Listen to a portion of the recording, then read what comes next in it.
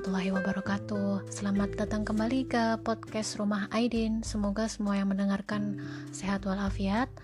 Nah, hari ini saya kembali pengen ngobrol sama Kak Taufik soal dilema berumah tangga. Jadi teman-teman yang mungkin bagi teman-teman yang sedang menunggu jodoh atau teman-teman yang berumah tangganya itu masih seumur jagung dan baru menikah gitu kan, pernah mengalami dilema gitu ya, apakah harus mempertimbangkan karir atau harus kita sebagai suami istri itu dua-duanya kepengen sekolah yang tinggi dan segala macam. Nah, selama kita 12 tahun lebih lah ya itu menikah, kita itu sudah banyak berkenalan dengan keluarga-keluarga yang baik keluarga muda juga keluarga-keluarga yang senior di atas kami ya. Dari sana tuh kita bisa belajar bahwa ternyata pilihan-pilihan yang kita putuskan saat kita menikah itu pasti ada konsekuensinya. Nah, kalau di posisi saya sih awal-awal menikah itu memang rasanya kepengen S2 atau S3 gitu ya. Jadi punya ambisi-ambisi pribadi gitu. Ada teman-teman yang mungkin lebih beruntung yang dua-duanya bisa sama-sama sekolah gitu kan. Sama-sama mengembangkan karir, punya anak dan lain-lain gitu kan. Nah, gimana caranya kita berdua selama 12 tahun ini menemukan keseimbangan gitu kan, merasa sudah cukup dengan apa yang ada. Jadi kalau sekarang posisinya adalah suami saya adalah yang bekerja, full time bekerja, dan kami adalah one income family. Jadi yang bekerja hanya suami saya dan saya memutuskan untuk di rumah. Mungkin kan banyak yang menanggapin gitu ya, suamiku gitu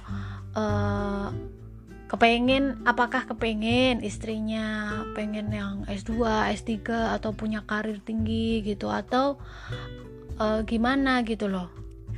Pasti ada yang awal-awal kita menikah itu banyak keluarga juga teman-teman gitu kan yang nanyain gitu, kenapa nggak S2 lagi atau S3 lanjut sekolah terus punya karir yang bagus sambil mengasuh anak-anak dan lain-lain gitu kan.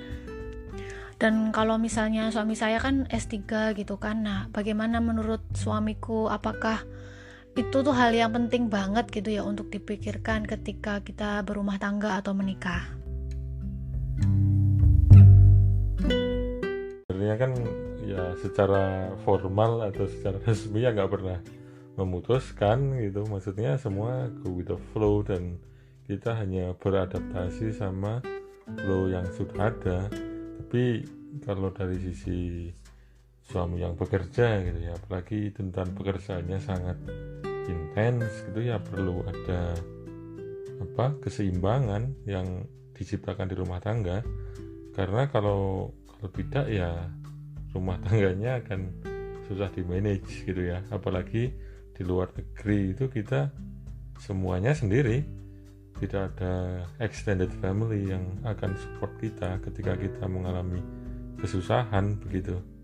Saya juga ya, jadi waktu itu setelah suami selesai S3 terus mempunyai pekerjaannya yang pertama itu saya sudah selesai S1 dan memang ada rencana untuk S2 gitu kan, sesegera mungkin gitu. Saya sampai menyimpan email-emailnya pada waktu itu. Tapi memang di luar negeri itu kita tidak bisa itu adalah suatu hal yang kita emang harus adaptasi ya kan. Mengelola rumah tangga apalagi cuman sendirian dengan suami saja di luar negeri itu kan tantangannya tersendiri gitu kan. Dan ternyata salah satu faktor juga adalah biaya childcare itu sangat mahal. Misalnya kayak menitipkan anak yang di bawah usia 5 tahun itu di tempat kita tinggal itu sangat tidak terjangkau.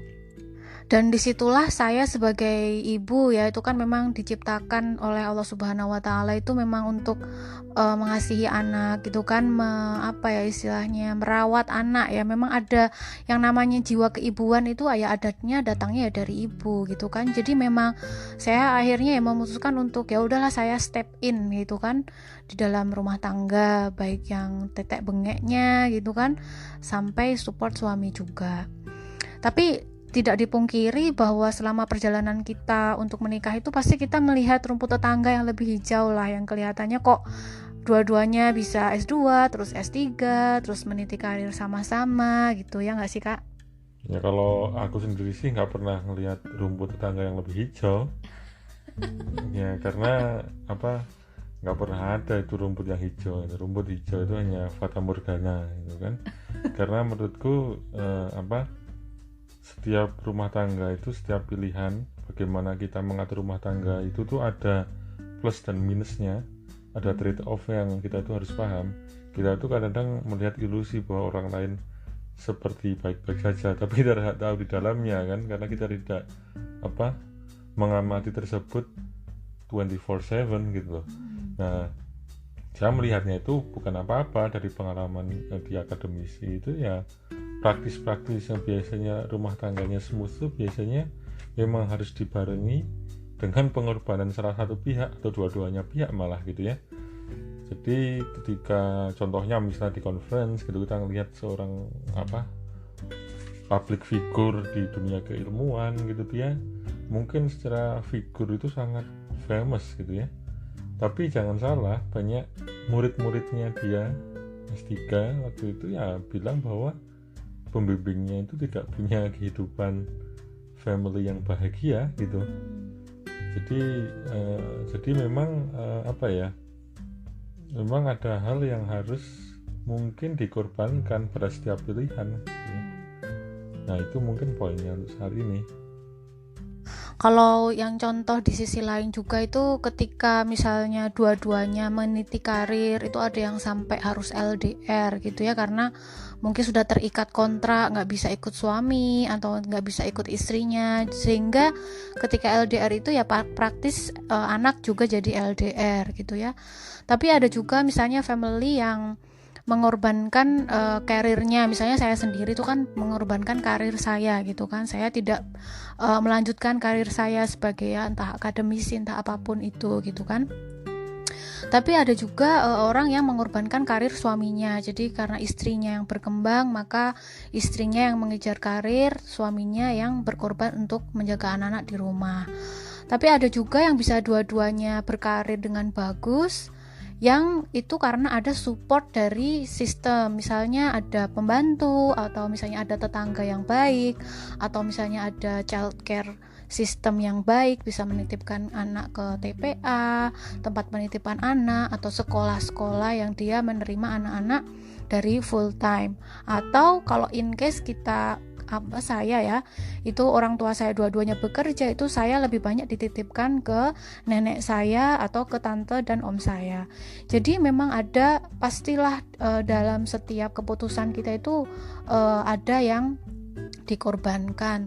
Tapi ketika misalnya ada orang yang tidak siap dengan pengorbanan itu, akhirnya ya seperti Mas Taufik tadi bilang, bahwa ada yang sampai bercerai gitu ya, karena dua-duanya pengen mengejar karirnya dan tidak ada yang mau mengalah gitu kan. Dan juga ada juga teman-teman kita itu yang memang mereka memutuskan untuk tidak menikah gitu, karena mungkin tidak bisa atau tidak sanggup untuk membagi fokus, atau memang itu pilihan hidupnya. Ya, atau yang dikorbankan adalah anaknya. Jadi anaknya itu adalah anak titipan gitu ya.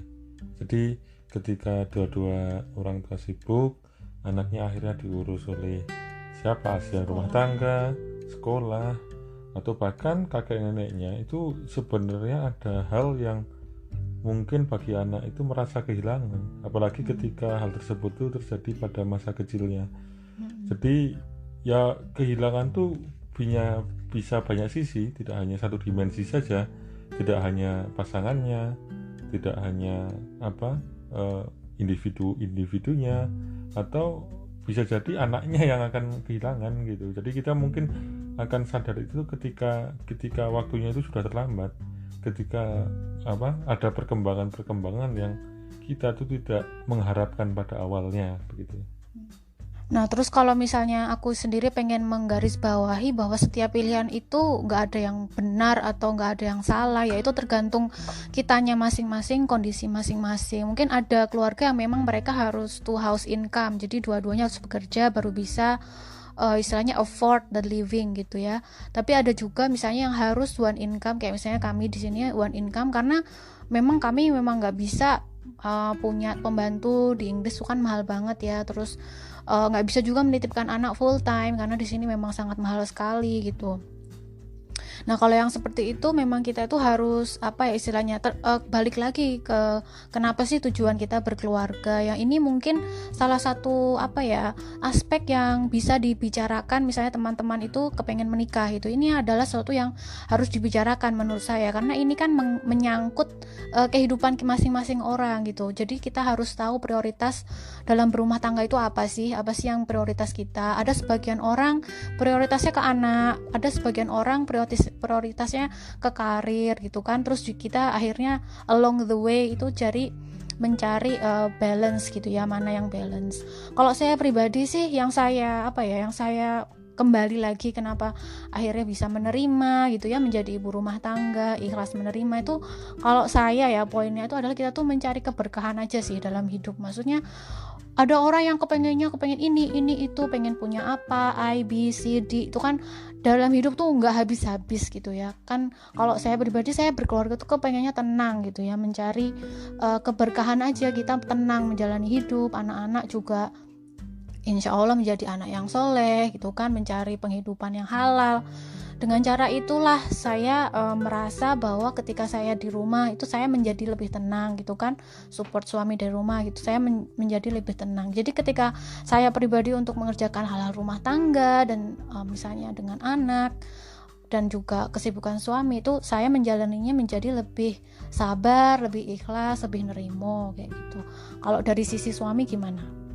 Ya, ketika sudah berumah tangga itu memang banyak keputusan yang harus dipikirkan masak-masak gitu ya, dan itu mungkin akan totally opposite ketika kita belum berumah tangga gitu ya.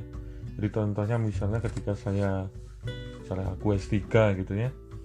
Nah, setelah selesai S3 itu sebenarnya, apalagi S3 dari Cambridge ya, itu pilihan karir itu sangat terbuka. Mau ke Amerika, ke Stanford atau Princeton sudah terbuka, mau ke Australia, ke Melbourne sudah terbuka, atau mau ke Jerman, ke Deep Lab juga sudah terbuka gitu ya.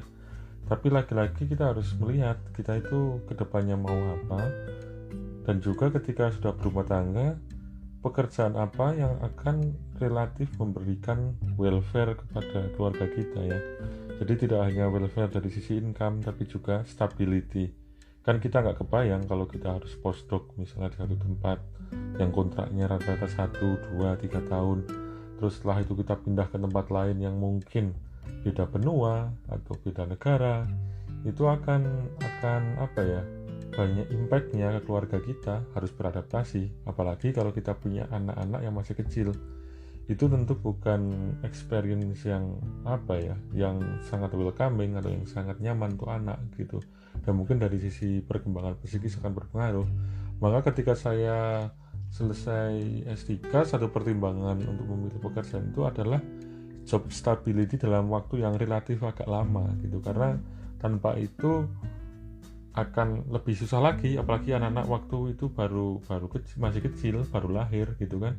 Jadi salah satu interest saya ketika memilih pekerjaan selepas sekolah adalah salah satunya adalah job stability gitu. Nah, kalau mungkin tambahan dari aku ya, bagi perempuan-perempuan di sana yang sudah menikah gitu kan, baik yang bekerja atau yang di rumah tangga, itu mungkin ketika ada quarter life crisis gitu ya, kita kok kayak lose the direction dan lain-lain, tuh mungkin menanyakanlah pada diri sendiri, meaningnya apa sih, maknanya apa sih ketika kita menjadi ibu rumah tangga tuh, maknanya apa sih, itu dikembalikan lagi ke situ gitu. Misalnya ketika menjadi ibu karir gitu, maknanya apa sih dari semua ini, kayak gitu. Karena nggak dipungkiri juga kan, orang tua saya juga dua-duanya bekerja, bahkan mertua saya juga bekerja. Itu ada makna yang mereka cari, yang bisa yang bisa dikejar gitu, yang itu juga tidak mengorbankan seluruhnya gitu kan. Apalagi kan kita kan yang namanya perempuan hidupnya juga insya Allah panjang lah ya, dan masa anak-anak itu kan cukup singkat. Kalau misalnya saya punya anak 2, yang terakhir udah mau umur TK aja gitu, saya rasa pasti nanti akan ada waktu yang lain untuk kita itu bisa bekerja secara full time gitu kan. Nah, kalau sekarang misalnya ada yang memilih untuk di rumah dahulu dan mempertimbangkan untuk melihat perkembangan anak di waktu kecil, yaitu kita jangan lupa mencari meaning itu, maknanya apa sih gitu. Jangan sampai kita sudah mengorbankan karir, udah mengorbankan pengen di rumah, tapi kita juga nggak melakukan hal yang terbaik gitu. Itu aja dari aku sih, itu aja. Ada tambahan mungkin? Jadi sebenarnya memang pada akhirnya kita ada jalan mana yang paling tepat dibanding jalan yang lain. Cuman satu hal yang kita harus sadari itu ketika kita mengambil keputusan itu lebih baik kita punya informed decision gitu loh. Kadang memang ini susah, apalagi kita baru mengalami itu pertama kali ya. Tapi kita kan paling tidak bisa melihat sekitar kita, bisa melihat orang-orang yang mentor kita, orang-orang yang mungkin lebih senior daripada kita melihat gimana kira-kira kehidupan rumah tangga mereka, dan dari situ kita mungkin bisa merefleksi banyak hal gitu ya.